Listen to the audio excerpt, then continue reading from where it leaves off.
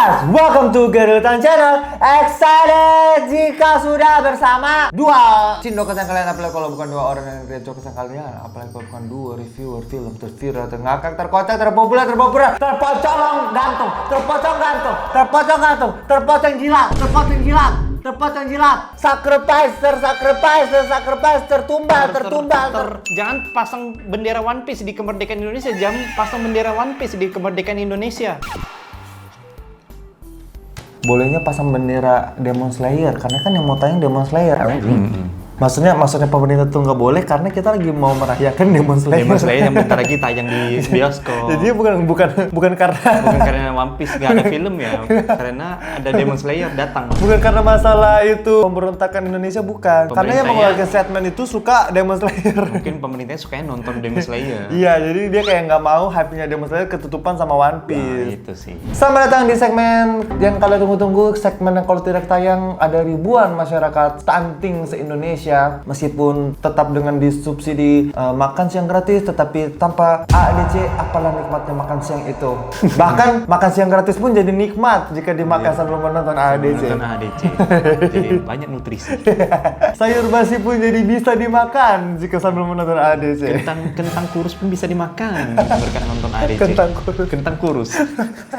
Apalagi kalau bukan di segmen AADC, ada apa di sini lah. Sebenarnya filmnya masih sama aja ya guys, karena ini kita nontonnya cuma beda 2 hari ya sama yang terakhir. Kita kedatangan nama film yang seperti nama gang ya, gang jalan, nama gang jalan. Tapi film satu ini yang akan kita review seperti kata HS, film ini yang judulnya itu hampir kayak nama gang jalan. Nama gang jalan dia. Ini tuh gang jalan yang kalau misalnya kita ngebayanginnya tuh isinya tuh kos-kosan sempit yang misalnya kayak kalau orang kedengeran sampai kamar sebelahnya. Kalau enggak gitu ya kos-kosan inilah LCD siang hari lah. Biasanya sebelum tampil malam dia ngekos itu. Kalian pernah lihat film Keramat Tunggak? Nah, itu kan ada rumah pelacuran. Nah, itu di situ. Di sini gangnya, Nah, kosnya ini itu. nama Kalau gangnya Gang Rego Nyowo. Ibaratnya ya. Ibaratnya. Karena film yang satu ini yang akan kita review berjudul Rego Nyowo. Film yang diangkat dari thread yang gak viral banget, berjudul Kosan Berdarah, karya siapa juga anjing. Karya siapa nggak tahu.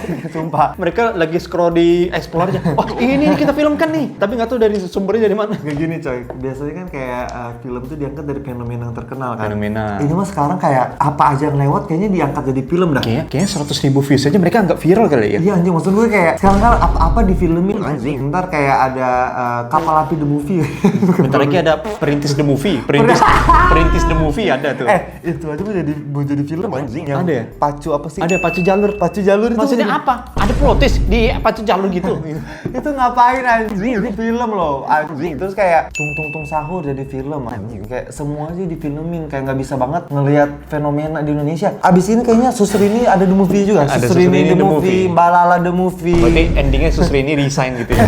Film ini diproduksi oleh Rocky Soraya, didirektur oleh Rizal Mantovani. Aduh, Rizal Mantovani, kenapa semakin kesini semakin kesono ya? Padahal dulu kayaknya filmnya bagus ya. Iya. Jadi ini emang Rizal Mantovani tuman berarti ya. Ini kalau misalnya ada sutradara yang karya filmnya itu naik turun, nah berarti itu sebenarnya perlu dipertanyakan kan. Kayak itu dia kerjain sendiri, apa dia pakai calo gitu ya? Pakai cuma numpang nama doang. Iya, pakai numpang nama. Karena nggak tahu sih ini nih gosip-gosip yang gue denger. Karena emang ada aja yang kayak numpang nama doang. Itu yang ngerjain sebenarnya bukan dia. Jadi karena kan asisten doang yang kerjain iya, gitu karena ya? dia dituntut untuk menyelesaikan banyak film dalam 1 tahun gitu kan. Jadi kayak film-film yang emang dia fokusin itu gitu. Tapi ini gue nggak ngomongin Rizal Mantovani ya.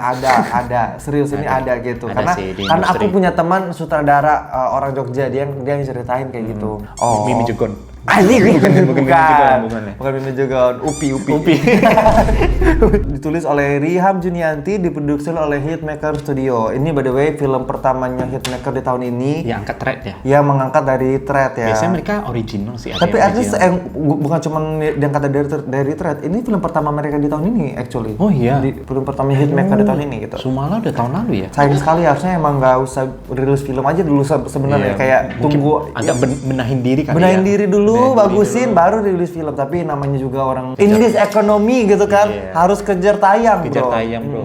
Film ini dibintangi oleh Sandrina Michelle, Ari Irham, Cassandra Lee, Dia Permatasari, Ryan Syarasya, ini banyak banget ya. Zayan Saka, Sinyo Riza, Erwin Mo, Zoe Zire, Zaza Zevanya, Robert Chaniago Timor, Michelle Russell, ada Panda, ada Reza Gladys, Masih lucu. dan juga ada di Pasak Bumi. Dan juga saksikan penampilan spesial dari Mimi Jegon. Nah, by the way, film ini bercerita tentang Lena yang datang dari Jakarta ke Malang untuk kuliah bersama kakaknya, Ben Hur. Nama Ben Hur. Nama Ben Hur 2024 ada orang namanya Ben Hur. Ben Hur anjing. Kayak nama karakter Tekken terbaru gitu ya, Ben Hur. Ayo Ben Hur. Itu kayak nama robot ya. Nama robot ya. Di IG aja Di IG ada nggak orang nama Ben Hur? Ada. Bule itu paling, bule. Ben Hur Agnes tapi cewek. Ada orang tua kepikiran namanya Ben Hur. Ben Hur Tommy Mano anjir. Itu udah tua, tapi udah tua. Ini Ben Hur Pudel nama anjing Pudel. Bahkan di Instagram aja orang cuma ada 5. Namanya Ben Hur cuma 5. Cuma 5. Dan satunya akun bodong. Akun bodong anjing. Emang ada orang nama Ben Hur, coy. Ini namanya Ben Hur ya. Aneh banget, coy, aneh banget. Nama kata kerja sih itu. Aku lagi Ben Hur. Aku lagi Ben Hur nih. Willisan and we don't judge Gitu ya. Mereka tinggal di kos milik sepasang suami istri, Bu Asri dan Pak Wiryo, yang baik dan ramah. Kos itu bagus, murah, nyaman, dan penuh kehangatan. Setiap minggunya, Bu Asri mengundang seluruh penghuni kos makan malam bersama. Tetapi kos yang tentram berubah menjadi penuh kejanggalan ketika seorang anak kos mengalami mimpi aneh. Ia meyakini kos itu angker, bahkan menyebut ada pocong gantung. Awalnya Lena dan yang lainnya tidak percaya, hingga ia sendiri melihatnya dan teror mengerikan terus terjadi. Kos ini bukan kos biasa, ada harga yang harus dibayar, bukan utang tapi nyawa. Merinding. Itu harapan. Merinding sampai bulu-bulu pusat nih merinding. Dari filmnya sedang tayang di bioskop dan mungkin cukup lama ya. Lagi-lagi kan ini dari Hitmaker. Hitmaker pasti kayak, lama sih. Seminggu 2 minggu ada ini. Seminggu 2 minggu pasti masih bisa lah gitu ya. Jadi kalau kalian ingin menonton di bioskop, silakan kalian.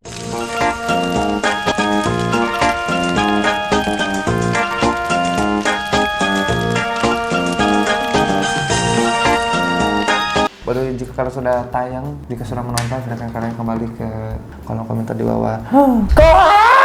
Yeah. Cigerang! Sama.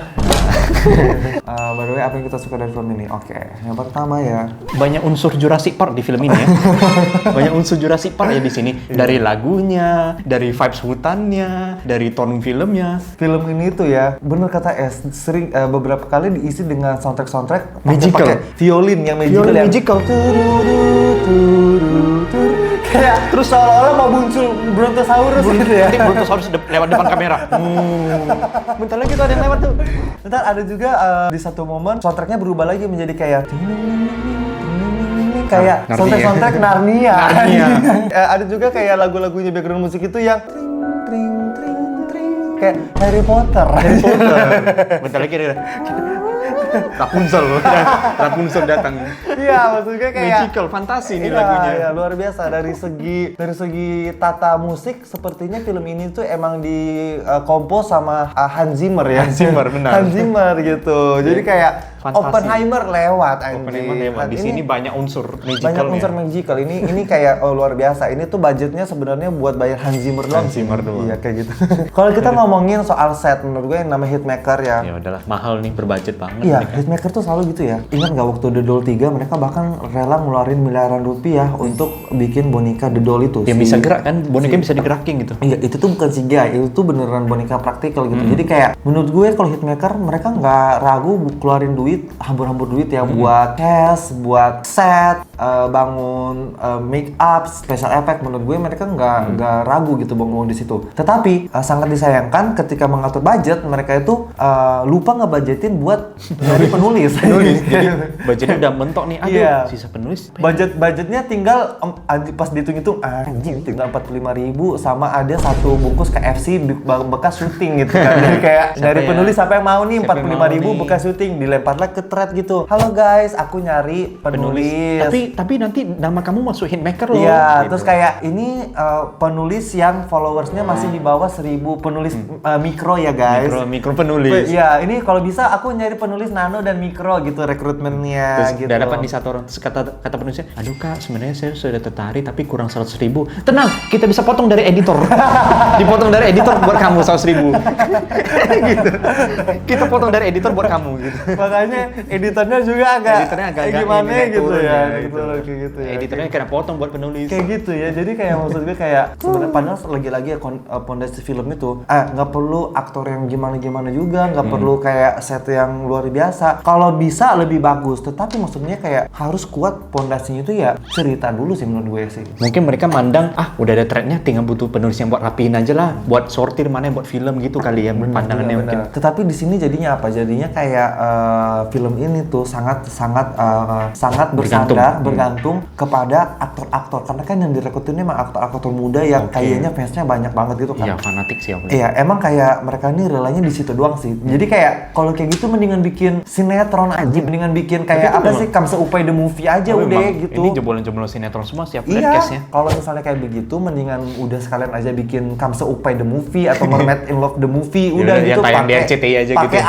pakai aktor sinetron kayak gitu Iya. masih bisa dimaafin gitu. Jadi kayak sayang sekali sih. Apa yang gue suka lagi dari film ini Ini sih. desain hantunya sih menurut gue kayak oke lah, kayak maksudnya kayak ada pocong yang tiba-tiba dia jadi Banaspati, tiba-tiba jadi genderuwo. Menurut gue di situ Perubahannya kayak bagus sih. terlihat special effects-nya juga mantep ya, kayak Mantep dia tuh sih. kayak bener-bener bukan CGI ya, kayak beneran dia tuh kayak di make up yang orang tinggi gitu beneran ya, mereka pakai aktor tinggi gitu. Dan ya. mereka berani menampilkan full frame gitu loh. Jadi kayak perubahan karakter dari pocong menjadi genderuwo, dia benar full, nggak main dari jauh, kamera jauh. Bener. Kadang kan beberapa PH dia nge-cheat kan, ambil close up banget pas dia berubah hantunya, atau dari jauh banget biar nggak ketahuan. Tapi ini benar full, kelihatan dah saya lagi berubah nih, biarkan editor bermain gitu loh. Bener, jadi kayak mereka berani sih untuk melakukan itu, dan menurut gue cukup berhasil karena hantunya yang genderuwo itu sempat terlihat menyeramkan meskipun pada akhirnya terlihat seperti ondel-ondel aja kayak Seperti ibu.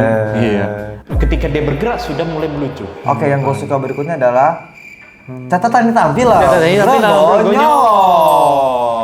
Nah, apa yang paling mengganggu di film ini? Yang pertama, aktornya banyak, sampai 10 lebih. Di antara aktor itu kagak ada yang bisa acting anjing. Terus terlihat sekali ya, mereka udah bayar mahal aktor. Mereka sebisa mungkin masukin screen time sebanyak-banyaknya 10-10 ini loh. Iya anjir, kayak sebenarnya nggak apa-apa mau masuk semuanya, tetapi kayak Ya bisa dia deh. bisa acting, bisa dinikmati gitu. Maksud gue gini, kayak Mencuri Raden Saleh itu pemeran utamanya banyak. Banyak tapi keren Tapi ya. semuanya keren gitu. Dan porsinya bagus gitu Iya, loh. kalau di sini yang mau dilihat siapa? Ari Irham doang. Ari Udah Irham gitu doang. Ari Irham dialognya cuman kayak gitu doang. Dia tuh dibuat kayak remaja Cuek. tantrum aja, Tantrum remaja dan cuek gitu. remaja cuek gitu aja. Apa yang mau dinikmati anjing kayak dari aktingnya Ari Irham di film ini. Selebihnya kayak ya Allah, mohon maaf banget, even kayak aktor senior si Dia Permatasari pun Iya, dia Permatasari. kayak menurut aku kayak terlalu apa ya, terlalu scripted banget actingnya itu. Iya. Film lagi-lagi karena dia terlalu scripted, berasanya tuh kayak sinetron banget. Padahal kayak kenapa ya sutradara itu enggak mengarahkan aktornya untuk acting secara natural aja. Iya. Apakah ini salah sutradara, apakah salah aktor dan aktrisnya yang belum mumpuni sebenarnya untuk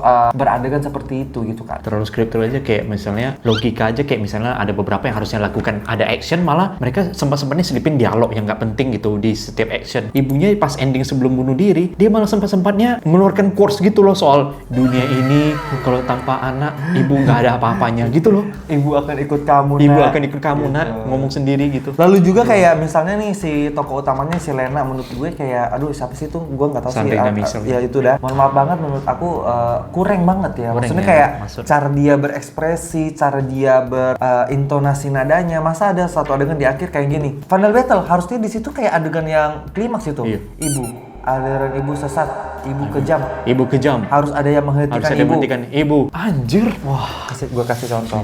Oh, ini aku jadi ibunya. Ho, kalian akan saya tumbalkan. Ibu, aliran ibu sesat, ibu kejam. Harus ada yang menghentikan ibu. Gitu. gitu. Tapi kalau yang Sandrina Michel, Ibu, saya akan ibu kejam. tumbalkan kamu. Harus ada menghentikan ibu, atau ibu saya Secara acting menurut gue dia plain banget sih. Ekspresinya cuma satu sih, kayak ekspresinya mimik mukanya sih. Even though di sini Ari Irham pun seolah-olah jadi ke bawah ya. Padahal menurut gue kayaknya Ari Irham ini udah berusaha sekuat tenaga untuk kayak berjuang gitu ya. Ibaratnya kalau main rank Denny nge-carry sendiri gitu ya. Kayak Denny jungle yang buffnya dia ambil musuh terus ya. Terus udah itu tanknya malah ke Goldland mulu. Nah ini Ari Irham ini yang nge-carry film ini sendiri lah pokoknya gitu. Jadi dia tahu dia yang nge-carry, tapi semuanya begitu udahlah aku nggak usah lah, udah malas aja gitu. Udahlah gue AFK aja udah. AFK aja lah. Kayak udah malas, udah ngambek Ari Irhamnya kayak. Ikutan keseret dia. Seolah-olah kayak gitu ya. Jadi kayak lalu apa yang paling mengganggu kedua adalah lagi-lagi ini adalah film Jawa, dialognya sangat cringe ya. Dimana setiap orang Jawa di film ini itu seolah-olah berbicara bahasa Jawa tetapi memiliki logat pulu-pulu gitu ya. Jadi kayak bahasa Jawa X pulu-pulu anjing kan. Sangat berantakan ya. Sangat berantakan, maksud aduh apalagi orang Malang ya. Orang Malang tuh menurut gue khas banget cara dia berbicara ya. Orang Malang, orang Jawa. Please kalian komen gimana menurut kalian Jawa di film ini, karena menurut gue sangat-sangat cringe ya. Saking cringe-nya itu anjing, gue tuh melihat video-videonya Popo Barbie tuh kayak nggak ada apa-apanya gitu. Kelihatan sekali ini aktor dan aktrisnya yang ya sebenarnya mereka tuh tumbuh besar di Jakarta, tapi mereka tuh punya background Jawa. Udah kamu berani jadi orang Jawa aja kayak, gitu loh. Kayak gini, siapa ya aktris yang bisa bahasa Makassar? Oh itu bisa bahasa Makassar tuh. Kamu di Makassar berapa lama? Oh dulu saya di Makassar waktu saya umur 1 tahun. Saya waktu umur 1 tahun 1 bulan saya udah pindah lagi ke 1 tahun 1 bulan saya udah pindah lagi ke Jakarta. Kamu punya darah Makassar, namamu siapa? Daeng. Oh Daeng Makassar sekali Daeng. Kamu lah orang yang saya cari. Kamu lah harus ikut ke film ini menjadi orang Makassar. Tetapi apa? Ketika di film ini kayak gue tahu mereka tuh mau bikin kos-kosan ini tuh menjadi kosan yang multikultural ya. Iya, jadi kayak ada orang Makassar, ada orang Batak, ada orang Medan gitu kan, ada orang Jakarta, ada orang Jawa. Tetapi karena mereka tuh nggak bisa bahasanya dan logatnya sangat aneh dan cringe ya, saking anehnya sampai gue ingin mencolok mata gue pakai wortel gitu kan, prak gitu anjing, kayak gue nonton apa nih anjing, telinga gue juga gitu kan. Ada satu adegan ini aktor aktrisnya ini udahnya dia wajahnya cindo banget tuh. Ngomongnya di awal kayak, jadi kan ketika bapaknya mati gitu dia bilang gini dengan logat Jawa yang asal-asalan banget ya, loh itu cara nguburin mayatnya bener tah bapak sama ibu Islam toh. Hanya dalam 1 detik dia berubah ras anjing. Hanya dalam 1 detik dia berubah menjadi orang Maluku anjing. Kayak stereotip apa yang dia sering dengar aja dia terapin di dialog dia gitu loh. Iya bang, aduh kayak aduh ini orang krisis identitas ya. Krisis ras anjing deh ini, kayak nggak jelas banget gitu. Belum lagi kayak ada yang gini, ya wes aku nek packing aduh anjing. Ya wes aku nek packing.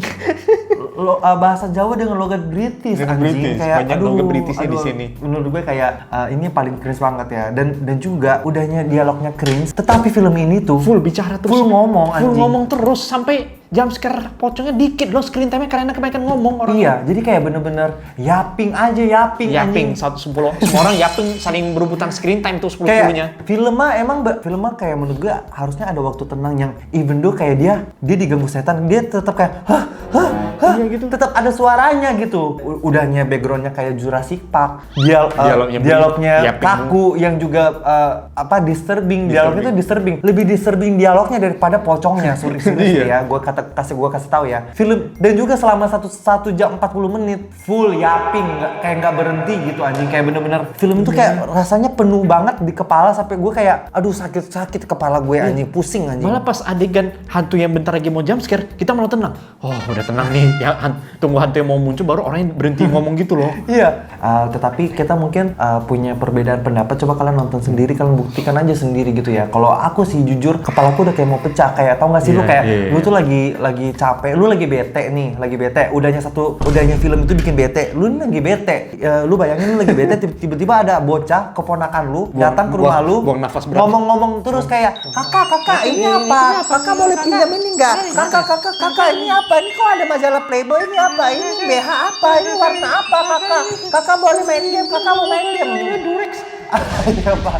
Apa nggak lu mau tampol itu bocil gitu ya? Kita udah terganggu. Iya. Ditambah adegan makan malamnya, ya kita tahu nih suasana orang makan banyak ber-12 orang. Tapi bukan berarti 12 sendok piringnya itu harus bersuara semua dong. Kerentang. Mana Bu? Iya Pak. Makannya banyak ya. Cukup 2 atau 3 orang aja yang berisik suaranya. Tapi semua gini, bentar lagi main drum band itu. Jatuhnya udah kayak film musikal. Kerentang, tang.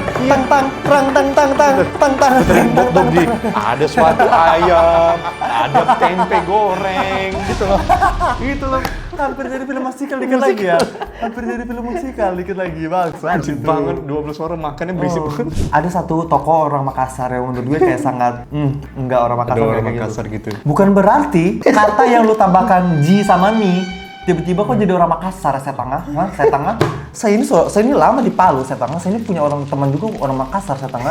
Saya tidak bisa bahasa Makassar, tetapi saya tahu orang Makassar tuh bagaimana DP bicara, saya tengah. Kalau misalnya ini mau disandingkan sama film Doti ya. Doti yang Makassar Doti sekali. lebih Makassar, meskipun Doti aja tuh udah nggak Makassar, bahasa itu udah Makassar campur-campur kota, Jakarta. udah kota-kota lah. Udah Makassar ex Jakarta. Tetapi Ini. masih lebih bisa gue terima itu Makassar daripada kau, saya tengah siapa nama Mas itu Makassar apa kok? Saya tahu berapa lama kok di Makassar saya tengah itu? Kayaknya dia cuma pernah liburan seminggu deh di pantai Makassar. Enggak, Jadi dia dengar dari warga aja, terus dia catetin, oh Ji ada Ji ada Deng gitu. Nggak semerta-merta kata kok kasih Ji sama Mi itu tiba-tiba udah jadi bahasa Makassar saya tengah, logat itu. Makassar tuh kuat di logat saya tengah, kope logat itu saya tengah, kope logat itu kayak orang Maluku kope logat itu lebih kayak orang Maluku saya tengah. Gue sebagai orang Sulawesi merinding kayak merinding. Bahkan ketika pocongnya muncul, oh pocong. Tetapi ketika dia bicara, merinding gitu.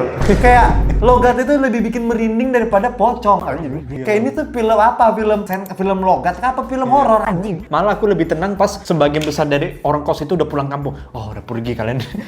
Di kosan tuh jadi 2 Arya sama adiknya. Kalau film horor itu kan sebenarnya banyak subgenrenya kan. Ada Iya. horor monster, Ada horor horor monster, thriller, thriller. ada juga horor supranatural, Iya. ada horor kosmik. Nah kalau ini genrenya horor logat. Horor logat and little disturbing. Iya. And disturbing. Jadi kayak pengalaman horornya Dari didapatkan dari logat-logat Dari logat-logat nih. tiap pemainan. Logat ya. Mana tadi Makassar? Mungkin orang Makassar yang nonton film ini kaget. Oh iya, bukan seperti itu Makassar gitu. Bukan kayak gitu Ji, kayak gitu. Bukan kayak gitu Mi kita bahasa. Ada towa-towanya juga Makassar. Begini orang Makassar tuh kayak gini. Iya towa, bukan kayak gitu Mi. Mana? Ya Allah, buktikan sendiri. Orang Makassar juga komen ya. Jangan kan orang Makassar. Orang Batak juga komen. Lu lihat Orang Batak orang komen di sini. Batak. Aduh anjing itu orang Bataknya kayak Mana ada pocong di sini? itu dia tuh gue nggak tahu dia orang Batak atau orang Medan, tapi yang jelas gue yakin banget dia belajar aksen Medan tuh dengan nonton- video Mbak Betty. Dia nontonin Mbak Betty. Atau enggak nonton video Warintil ya, kata gue kayak Betty Warintul. Dia nonton itu. Kalau nggak nonton Mael. gue yakin banget ya dia itu sebenarnya orang Jakarta aja yang fansnya Warintil gitu ya. Jadi dia tuh kayak suka kayak tiba-tiba kayak keserap dia suka bahasa impersonate Medan. gitu ya. Jadi kayak berasa kayak anjing nggak natural banget bahasa Medannya bangsat gitu. Ada pocong di situ. Gue bukan orang Medan, tapi kayak gue tuh tiap hari nonton Warintil untuk makan siang gue. Jadi kayak gue tahu bahasa Medan yang enak didengar kayak gimana gitu kan. Bahkan gue tuh kalau nonton Warintil, gue biarin dia tayang, gue sambil main Mobile Legends, gue suka dengar logatnya. Jadi kayak ketika kau muncul dengan logat asal-asalanmu itu, hey ladies, itu sangat mengganggu anjing gitu. Dan nggak semua kosan itu penuh dengan kultural loh. Ada kok kosan yang dominan Jawa, ya udah nggak bikin aja dominan Jawa atau dominan orang kota gitu aja nggak Ya apa-apa. udahlah kalau enggak Malah udahlah. ada yang di Batak, ada yang di Makassar itu ujung-ujung loh, kumpul di tengah gitu. Kayak kalau misalnya tiba-tiba di kosan itu ada mahasiswa dari planet Krypton gitu kan. Kayak gue udah kayak ada mahasiswa dari Jaihapur, mahasiswa dari Boravia. Mahasiswa dari Hawaii pun datang ya apa. Ya udah. Jaipur, Boravia. Terserah ada anjing. Terserah lah, biar sekarang Ada aneh aja. KL no gitu terserah. Terserah ada. Untung di sini pocongnya cuma mengaum. Kalau berbicara itu logat apa lagi di sini pocongnya logatnya.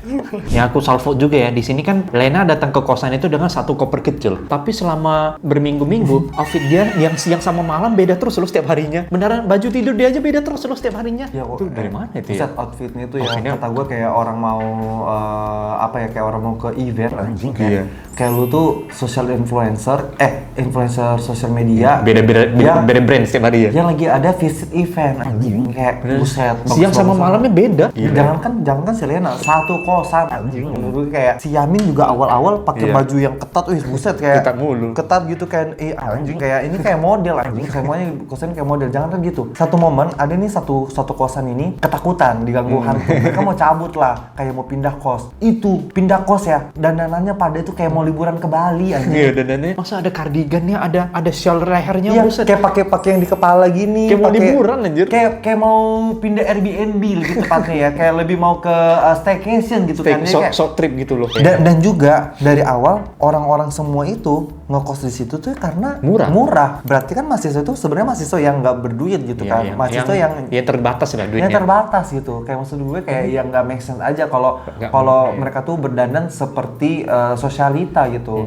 Ditambah lagi semuanya nonstop make up anjing, full make up. Maksud gue kayak gak ada natural gitu make upnya gitu. Jadi kayak itu membuat film ini apa? Membuat film itu makin terlihat seperti sinetron. Setiap scene yang berbeda itu on point terus merekanya. Dan aku anehnya, ini kan kos-kosan isinya 10 orang. Sehidupnya aku di kos-kosan selama 4 tahun, gak pernah ada satu hari pun full 10 orang tuh selalu lengkap di kamar. Pasti ada yang satu pergi sendiri, atau 2 yang nugas di kampus, ada yang pergi KKN atau berangkat kemana. Mereka ini selalu kompak di jam yang sama loh. 10-10-nya lengkap terus di kosan itu loh.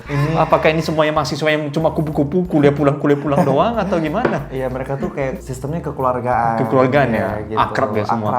Jadi malah kalau yang satu nggak asik sibuk organisasi dijauhin aja. Kalau lu kan anak kosan, gimana pengalaman ngekos lu selama ini gitu? Apakah dari zaman dulu kuliah sampai sekarang apakah ada yang seperti ini gitu? Enggak deh, enggak ada kekeluargaan banget sih. Paling cuma saling sapa. Setiap kamar tuh pasti ada aja yang lagi kosong, lagi cabut berhari-hari gitu. Nggak pernah full. Karena kan mereka kan tiap sebulan sekali sering ngumpul diajak makan diajak kan. Mungkin makan, disitulah terbangun chemistry gitu kan, terbangun kekeluargaan. Enggak ada, pasti ada aja satu atau 2 yang gak asik. 10-10 masa asik banget gitu. Beda angkatan lagi gitu loh. Aneh kayak gitu. Si Lena ini dia kan bilang gini, "Kakak, aku melihat pocong gantung." Enggak, maksud gue gini.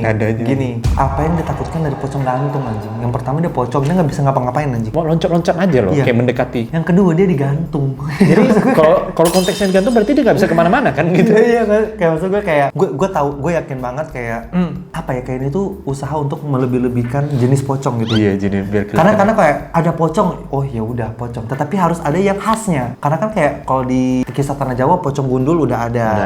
Pocong merah gitu kan. Pocong apa lagi ya yang serem ya? Yang serem, pocong gantung Pocong gantung aja deh. Tapi kayak jadinya malah jadi 2 kata lucu, pocong gantung. Pocong gantung. Kayak pocong gantung. Syukur si Lenanya pas nyebutin pocong gantung nadanya nggak kayak gitu ya. Gitu ya. Kakak, tadi saya ngeliat pocong gantung. Terus akhirnya begini. Kalau gue ada bilang kayak aku ngeliat pocong gantung, gue nanyanya bukan digantung di mana gitu. Tapi dari nadanya pun kayak nggak ada sem-semnya. Iya. Kakak, aku melihat pocong gantung. Itu kayak lu ngomongnya, kakak aku lihat kembang api. Gitu loh. Sebuah informasi yang tidak terlalu menyeramkan gitu loh. Terus film ini juga kayak banyak sekali teror-terornya, tetapi menurut gue terornya nggak ada yang serem. Teror receh semua sih. Teror yang kayak oh ya udah, misterinya juga yang dibangun juga nggak membuat penasaran. Iya. Karena apa? Karena udah terlanjur kesel sama suara acting segala macam.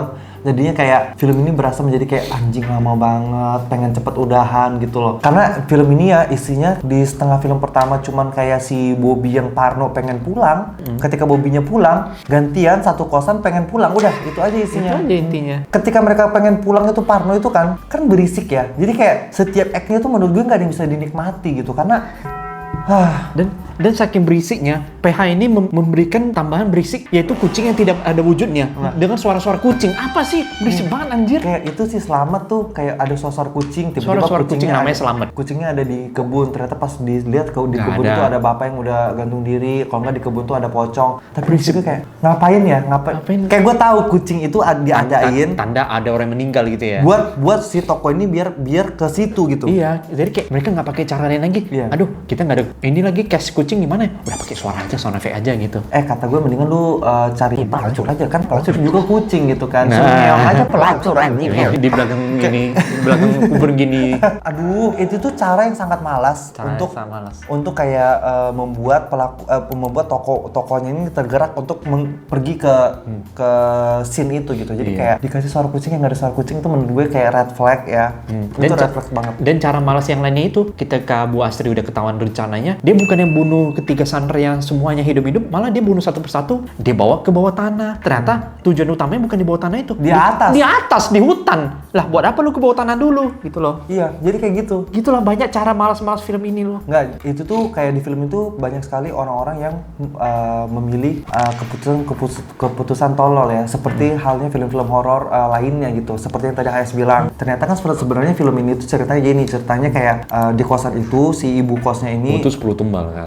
Si ibu kosnya ini motivasinya dia kayak dia bilang kayak desa saya dihancurkan, saya dirampok, desanya dihancurkan kenapa? Juga nggak ada dikasih tahu yang hancurkan siapa? Tiba-tiba mereka udah nyetir keluar dari desanya. Iya. Nggak ada dikasih lihat situasi desa Apakah kayak yang gimana. desanya dimakan Galactus atau desanya pernah dikunjungi Silver Surfer gitu kan?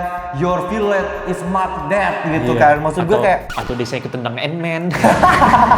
Ketendang. masuk Quantumania gitu kan. Jadi kayak sejujurnya kayak di situ juga terkesan malas. Udah malas. Udah mau dikasih lihat. Cara dia mereveal cerita backstory aja tuh udah malas dengan cara si ibu ini menceritakan langsung gitu kan. Tanpa angin, tanpa hujan diceritakan aja semua ceritanya gitu. Desa saya dihancurkan. Iya. Saya tidak punya apa-apa selain ilmu ini.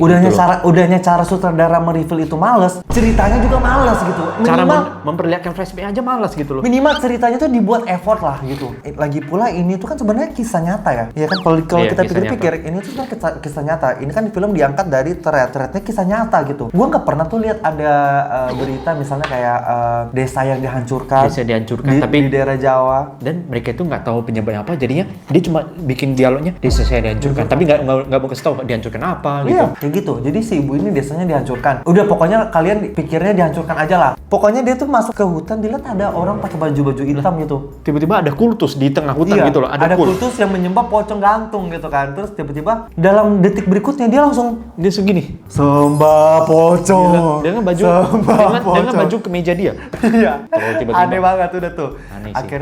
Akhirnya si ibu ini dikasih anak sama iblis ini namanya Rian. Syaratnya adalah si ibu ini harus memberikan makan kepada pocong gantung sebanyak 10 nyawa. 10 penghuni kos. 10 nyawa. Makanya harus 10 terus kosnya, nggak boleh kurang. Kalau kurang satu aja anaknya itu bakal sakit-sakitan. Iya. Nah, caranya dia itu memberikan tumbal kepada pocong gantung ini adalah dengan cara dia mengajak anak-anak kosnya itu makan setiap bulannya makan soto.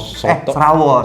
Rawon tapi tikus, rawon tikus. Rawon itu dibuat dari daging tikus. Di sini juga ini gue kasih tahu ya, sebagai chef, as a chef is not very possible gitu. Itu hal yang sangat mustahil. Kenapa? Karena daging tikus itu pasti berasa. Karena apa? Karena dia masaknya rawon. Gak mungkin gak berasa itu daging tikus anjing. Kayak minimal pasti ada baunya atau ada tekstur yang ini kayaknya bukan daging sapi deh. Terus si Ari Irham makan itu udah 6 tahun loh. 6 tahun dan dia sehat-sehat aja loh. Dan dia bugar loh. Dia bugar, kayak dia nggak ada jiwa yang dia dimakan juga. Berarti sebenarnya kayak setannya tuh makan apa? Sebenarnya juga mereka semua di situ pun kayak nggak masalah. Masalahnya kayak Ari Irham 6 tahun makan itu, nggak ada efek samping juga. Iya. Berarti apa yang diincap pocong itu berarti? Dia cuma pengen ludah aja dimakan oleh Ari Irham atau gimana? Pengen sharing ludah sama Ari. Pengen sharing ludah aja. Iya, pocongnya gay ya. Anjing. Nih kalau misalnya kayak dulu di reportase investigasi itu ada kayak rumornya bakso tikus gitu kan. Kalau itu masuk akal kan. Bakso kan karena daging tikusnya tuh dilumat, dicampuri dengan tepung gitu. Jadi nggak berasa gitu. Masih tetapi ini kan daging rawon ya. Daging rawon gitu. Rawon berarti langsung kulit, langsung daging seutuhnya dipotong kecil gitu. Gak mungkin itu kayak si ibunya aja itu motong itu daging dicincang-cincang begini gitu. Berserta kulitnya nggak dikulitin. Kayak mau bikin spaghetti mayo bolognese gitu kan dicincang-cincang gini, kayak mau bikin dumpling gitu kan. Gitulah. Itu gak make sense sama sekali. Itu gak make sense. Dan ya udah. Dan semua penghuni kosnya suka selama bertahun-tahun gitu loh. Kalaupun dibilang kayak gak apa-apa ini biar seru, biar kayak penonton jijik gitu. Jijik banget. Jijik banget. Iya. Aku sampai gini. Ini.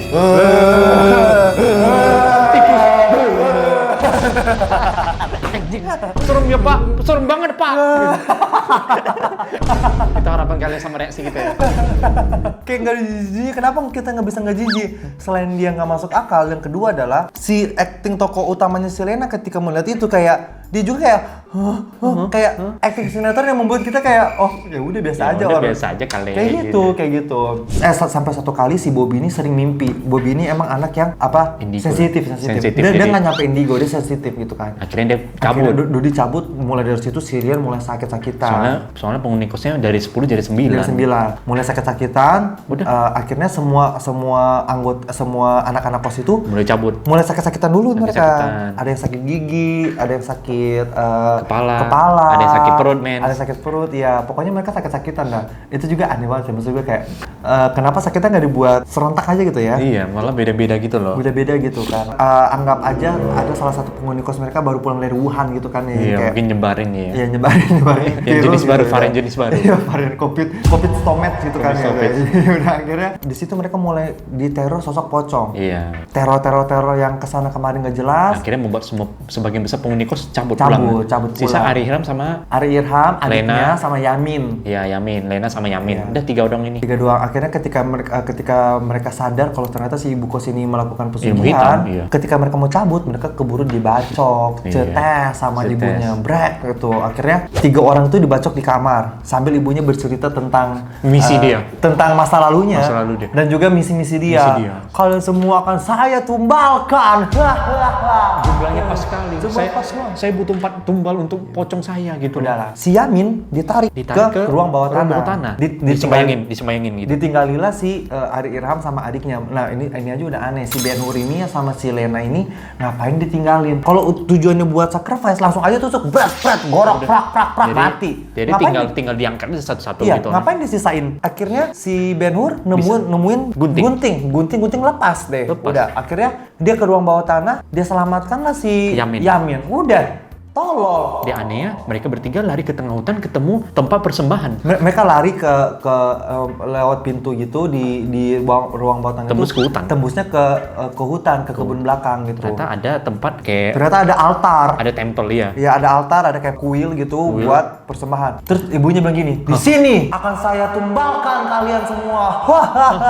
Waduh, berarti Ceritanya yang di bawah itu doa apa? berarti buat apa lu sembahyang di bawah tanah? Apa urusannya? Yang di Mending bawah itu urusannya apa? Mending lu langsung sembahyang. Mungkin Ben Hur nanti nggak tahu arah ke hutan tuh gimana cara biar bikin Ben Hur ini ke hutan ya. Akhirnya mereka pakai cara malas gini. Ini menurut gue ini bodoh banget sih. Aneh Bodoh sih. banget kayak ibu kos bodoh anjing. Kayak maksud gue kayak keputusannya lagi-lagi keputusan bodoh. Padahal tuh gampang banget tinggal ditusuk aja cepat matiin. Mati udah angkat ke jadi ke altar. Altar sacrifice udah selesai gitu. Emang kayak diadain aja dan itu akhirnya membuat film itu menjadi kayak ngada-ngada.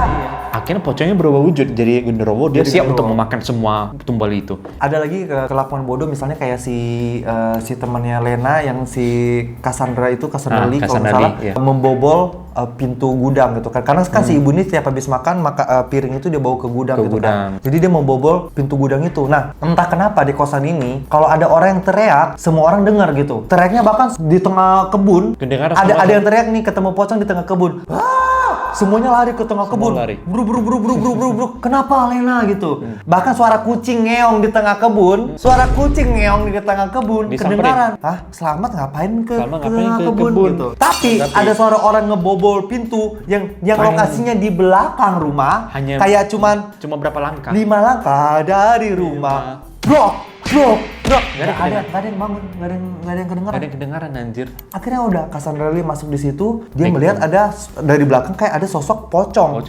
Pocong lagi duduk begini, dia bukannya lari, disamperin dia tuh pocong. Nah, maksud gue kayak Aduh. Menurut lu aja nih, kalau misalnya kayak itu bentuknya orang gitu ya, masih oh ya udahlah. Ya udahlah, atau mirip temannya. Mirip temannya disamperin, oke. Ini tuh bentuknya aja udah kayak pocong. Lu expect itu apa boneka seks anjing? Ketika lu balik begini, dia tuh apa Megan gitu, Atau lu apa expect itu Pak Wiryo lagi tidur tapi dia gitu cara selimutnya. Iya, kayak nggak masuk akal gitu. Jadi kayak kelakuan-kelakuan bodoh itu banyak banget bertebaran di film ini sih anjing. Udah gitu. malas, banyak scene malas aja di Akhirnya sini. apa? Akhirnya dia di lidahnya tuh di gini sama pocong, di kokop pocong, dia di kokop pocong, serep, akhirnya dia mati dalam kondisi pargo, begini. Pargo gini. Oh, begini kan anjing, mati dalam kondisi pargo ya. Mati pargo. Hingga final battle ketika Gundoroyo memakan tumbalnya, Rian datang dengan kondisi dia sudah muak dengan semua kelakuan mamanya. Riannya bunuh diri karena dia merasa ini sudah harus dihentikan. Akhirnya dia bunuh diri dan Gundoroyo ikutan hilang karena Rian ini adalah anggapannya hadiah dari iblis buat mamanya. Dianya bunuh diri, akhirnya iblisnya dan Gundoroyo ikutan mati, hilang juga. Selesai deh itu.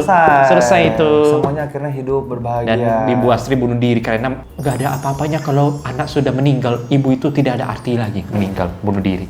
Lalu adegan terakhirnya adalah di rumah sakit. Akhirnya si papa mamanya si Lena sama Irham mengunjungi Ari Irham. Itu pun aneh karena kan si Lena tuh tadinya dia mau pindah kos, kata papanya jangan pindah kos lah, sekolah aja karena ibu lagi kemo gitu. Ibu lagi kanker ya, gitu. Terus si Lena bilang iya sebenarnya ibu udah 3 bulan kena kemo. Tapi pas datang, woi rambutnya badai. Kayak Amber Heard anjing. Bener-bener rambutnya kayak badai anjing. Bervolume. Warna merah pula anjing. Gitu kayak. Bukannya nggak boleh berwarna gitu. Kayak gitu. Jadi maksud gue kayak lagi-lagi diada-adain aja. Diada-adain emang kayak malas. Biar apa? Biar terjadi drama yang menyedihkan. Kalau gitu. nggak ya udah ibunya nggak usah dilibatin aja di sini tuan, nggak usah ada ibunya, bapaknya aja datang gitu. Karena kan kayak itu tuh mau dibuat seolah-olah kayak si Ari Irham ini kan merasa kayak dia tuh nggak dipeduliin bapak ibunya, tapi ternyata dia yang nggak peduli sama bapak ibunya, orang ibunya sakit kanker aja dia nggak tahu. Tetap gitu, kunjungin dia tetap mamanya tetap kunjungin. Dan sutradara tuh pengen gitu kayak sedih banget. Aku sedih, meneteslah air mataku ini. Tapi bohong. Belum lagi ada hal yang nggak masuk akal, misalnya kayak si Pak Wiryo, dia akhirnya sadar dia udah nggak mau gitu, akhirnya dia baca doa. Dia mau batalin ritualnya, dia baca doa, ternyata pocongnya nggak terima, ngebunuh Pak Wiryo. Besok paginya Pak Wiryo ditemukan gantung diri di pohon pisang. Gantung diri di pohon pisang. Pohon pisang aja kan lembek banget. Pohon pisang tuh lembek anjing. Kecuali tuh pohon pisang dipupuknya pakai Viagra. Nah, baru tuh keras gitu. Kecuali Pak Wiryo cuma 2 kilo. Jadi kulitnya doang tebal tapi dalamnya nggak ada tulang dia. Makanya dia bisa tergantung. Kok bisa ya kepikiran? Kok bisa kepikiran sutradara kayak kita boleh gantung diri yuk. Tapi di mana? Di pohon pisang aja, itu kan tempatnya pocong gitu. Tapi dia nggak mikirin logikanya gitu. Padahal maksudnya kayak biarin aja si Pak Wiryo juga mati dalam kondisi yang sama kayak si Cassandra gitu kan. Jadi dia kan makin aneh gitu. Apa urgensi lu harus bikin dia bunuh diri gitu? Kayak makin terasa kayak makin janggal gitu kan. Dia tuh pengen biar keren aja, padahal mah keren mah enggak anjing. Dan juga terakhir adalah chemistry Bu Astri dan Pak Wiryo ini yang menurut gue kayak bukan kayak suami istri ya, lebih kayak owner sama tukang ya, sama tukangnya gitu ya. Kayak owner sama pembantunya gitu ya. Kayak owner sama pembantunya kayak nggak ada terasa banget chemistry suami istri. Jadi ketika Pak Wiryo meninggal, si Bu Wiryonya menangis kayak lu nangisin apaan? Nangisin staff terbaik lu gitu. Udah gitu besoknya kayak dia udah biasa lagi aja. Nggak jelas. Menurut gue ya, di antara semua film yang diangkat dari thread, dari podcast, dari apapun yang viral, menurut gue ini sejauh ini yang paling buruk. Gue sekarang udah nggak bisa ngelarang sutradara untuk bikin film dari thread, bikin terserah, tapi at least pilih ceritanya bangsat. Nih misalnya kayak si Sorop, at least Sorop itu kayak nggak better, tetapi kayak masih bisa bisa dianggap film lah. Iya, ini mana case-nya udah nggak ada, menurut aku case-nya yang mana nggak ada yang bisa gendong film ini gitu. Udahnya ceritanya kayak begitu, logika yang nggak jalan lagi, aduh. Aksen Jawanya X10 gitu, jadi kayak apa yang gue mau nikmati dari film ini, bahkan sampai gue kayak aduh cepet deh HS, gue pengen pulang banget. Bahkan di pertengahan film aku menyempatkan diri untuk menampar diriku sendiri untuk sadar dan bangun loh. Sadar, ayo jangan tidur gitu. Iya anjir. Ini ketakutan terbesarku adalah ketika nanti di neraka kita disiksanya tuh dipaksa nonton Rego Nyowo seumur hidup selama eternity. Aduh, nggak bisa sih. Nggak bisa deh. Mati deh gue. Overall film ini memiliki judul Inggrisnya yaitu Take Me to Hell, dan jujur aja selama 105 menit gue ngerasa benar-benar diajak sutradara ke neraka itu seperti apa dengan menonton film ini. Benar seaneh dan seabsurd itu pengalamannya Take Me to Hell. Rating gue 1 sampai 10 gue mungkin 3 sih gue. Aku 4 sih. Aku masih bisa apresiasi budget dan mereka bisa bikin set mahal tapi tidak dengan gandengan aktor dan penulisnya sih. Tetapi meskipun ya, gue tuh mau mengapresiasi aktor dan aktrisnya ini bisa dibilang cakep-cakep ya. Kayak si toko lainnya tuh cakep banget. Cakep gitu. banget Kayak bule-bule gitu. Bule dia. Ari Irham, si Yamin, terus kayak maksudnya Bobby itu kan ibaratnya aktor-aktor cakep yang emang idola remaja. Idola remaja sekarang sih itu. Ya, kayak aktor-aktor yang habis di casting dari SCTV mencari bakat gitu Iya, ya. gitu itu. Tapi bisa ketemu aja sih. SCTV Goes to Campus, nah kayak gitu-gitu. Jadi kayak Bisa ketemu sih muka emang kayak fresh gitu. yang nggak perlu banyak belajar aja sih menurut gue kayak. Iya. Kalau nggak belajar sama Ari Hiram lah, kalian punya nomor WhatsApp-nya kan nanya lah sama dia. Kalau nggak ya udah misalnya kayak Ari Irham aja yang dialog aja, udah Ari Irham yang berdialog, mereka disorot-sorot, di-t-shirt aja. Kayak kalau ada pocong jangan ngomong ada pocong ya, gini aja. Gitu aja. Soalnya kalian kalau mengeluarkan kalimat ada pocong jadi aneh logatnya. Iya. Kalau nggak ketika ada pocong, Ari Irham aja yang berekspresi, kalian timpa pakai suara kalian pocong gitu. Tapi ekspresinya Ari Irham. Iya itu. Kalau nggak pas ada yang kalian makan malam makanan enak kalian gini aja. Gitu. Diam aja kalau bisa. Gitu makanannya enak. Mungkin kedepannya kita akan ketemu di film Pamali, ada yang Pamali Tumbal ya kan. Gue udah janjian sama Sasha Marisa, kita akan ketemu juga di film Panggilan dari Kubur gitu ya. Oh, itu kapan tuh? Tanggal 14 Oktober ya, 14 ini gitu Agustus ya. Jangan lupa juga di follow channel HS karena dia memiliki konten apa ya? Poci, Podcast Cipu, Cina Pulau, Pulau Jawa terbaik. Tayang setiap Selasa jam 12 siang. Ada itu loh durasi panjang. Durasi panjang itu. Nah udah guys, sampai sekian dulu videonya. Sampai ketemu di video berikutnya. Bye-bye.